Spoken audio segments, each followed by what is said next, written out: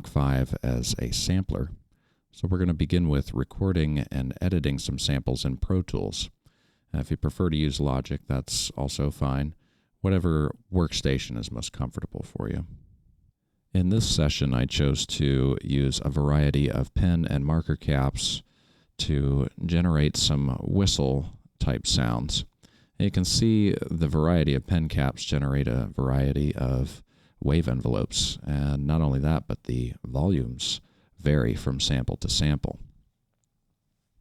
So what I'm going to do is separate this region into 5 segments. And within those segments, I'm going to adjust the amplitudes of each waveform. So we begin by cutting, which is Command E, each of these segments into individual regions.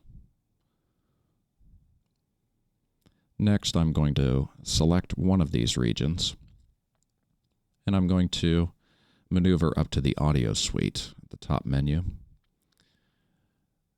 We're going to go into the other category and normalize. Now this is going to bring up an Audio Suite plugin that allows us to adjust the peak or the median value of each waveform. And the level slider here allows us to decrease in decibels or by percentage. It displays both simultaneously. And we do this for each sample just to level out all the amplitudes so that they're roughly the same.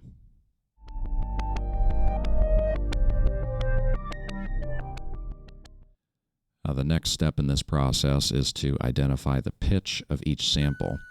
We're using a tuner plugin that allows us to identify the pitch value, the octave, and in a measurement of cents plus and minus, how close it is to that actual pitch. And then what we're going to do is go in and measure each sample. We're going to get a relative idea of the pitch range. And then we're actually going to go in by double-clicking on the region itself. We're going to go in and actually change the name of the file to match that of the value of the pitch. So in this case, it's F#6. We hit OK, and now the region up in the top left corner is titled the same. Now, as far as editing these samples, we want to keep the majority of the waveform here, but get rid of this empty space. So we're going to use a function in Pro Tools called Tab to Transient. Most audio software programs have this function. It's simply a matter of assigning the Tab key to take you to the beginning of the waveform. So when that's selected and we hit the Tab key, it takes us to the very beginning of the sound source. And we're going to cut that, Command E. And we're going to zoom in here. And as you can see, it begins right at the moment the waveform begins to vibrate. Maybe we'll go back a little bit here and create a little crossfade, a little fade in. And then we're going to delete that empty space. And now that we've edited these regions, we're going to want to bounce them down to individual files. So we go to our main menu here and bounce it to disk. Now we want to save each of these files to a new folder. So we're going to choose a new directory, create a new folder, and call it Source Samples. This way each bounce is contained in the same folder. And we're going to also double check the name and make sure the file name is the correct pitch. We bounce it to disk. And we're going to do this for each of the source samples. So we go down the line, change the name, and when it's all said and done, we have a file that's full of our source samples.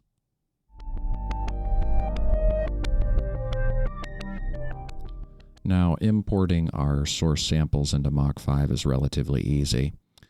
We're going to populate this area with the files, and we name them to pitch so that we can map them appropriately.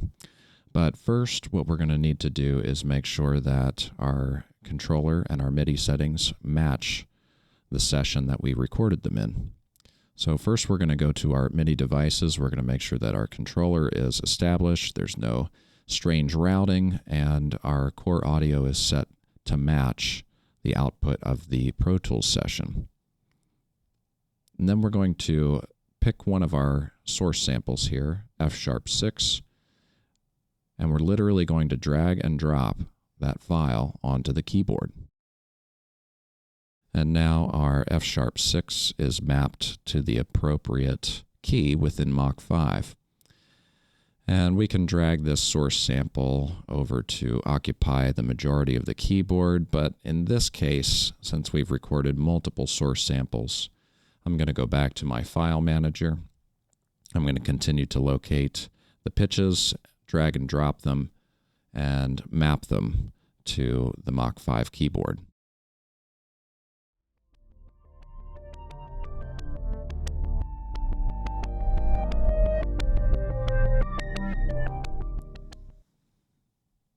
Now when we play the pitch, it plays straight through once. Now let's say we wanted to hold a key and create a loop.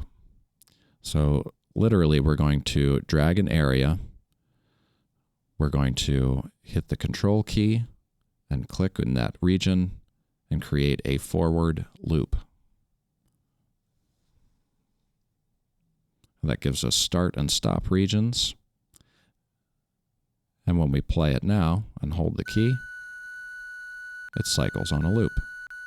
Now, if you hear any clicking or popping in the loop, if you hit Control Option and click within that region, you can zoom in to find what we call a zero crossing point, where the waveform is neither in a positive compression state or a negative rarefication state. And furthermore, if we control click again in that loop region, we can enable a crossfade. And that way, when the loop ends, it fades back into the beginning.